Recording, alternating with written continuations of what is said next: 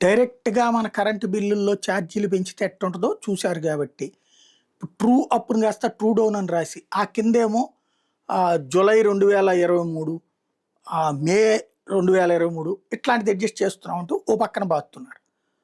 అదే సందర్భంలో ఇప్పుడు రూ. 15,651 కోట్ల మాకు అదనపు భారం పడిపోయింది.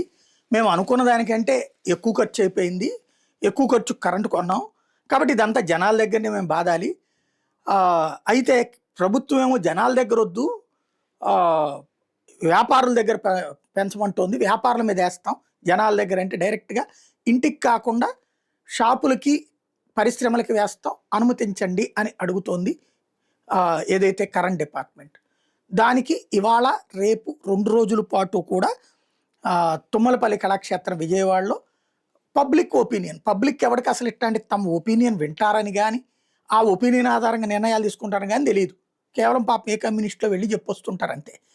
దాంతో ప్రజామోదం వచ్చేసిందన్నట్టుగా ఈళ్ళు కరెంట్ ఛార్జీల పెంపుకి పర్మిషన్ ఇచ్చేస్తారు. అసలు సీన్ ఏంటి? ఇప్పుడు డైరెక్ట్‌గా మీకు కరెంట్ బిల్ ఏస్తే మీ ఇంట్లో తెలుసుద్ది. పబ్లిక్ తిట్టుకుంటారు. కాబట్టి వ్యాపారస్తుడి మీద ఏస్తారట, పరిశ్రమ మీద ఏస్తారట. కమర్షియల్, ఇండస్ట్రియల్ ఏస్తే ఆళ్ళేమన్నా ఆళ్ళ జేబులో డబ్బులు తీసుకొచ్చి పెడతారా? వాళ్ళు ఆ వస్తువుల మీద వేస్తారు. అప్పుడు వస్తువుల ధర పెరిగింది తప్పించి ప్రభుత్వం వేసిన బాధుడని మనం అనుకోకూడదు. ఇప్పుడు వ్యాపారులు మునిగిపోతారు ఇక్కడ.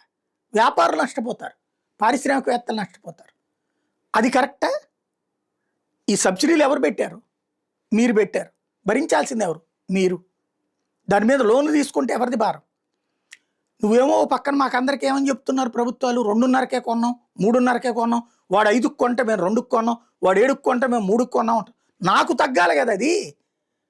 ఏడాది తిరిగేటప్పటికి ఇదిగో 15,000 కోట్ల రూపాయలు ఎక్కువైపోయిందని చెప్తుంటే ఎవరిని మోసం చేస్తున్నట్టు?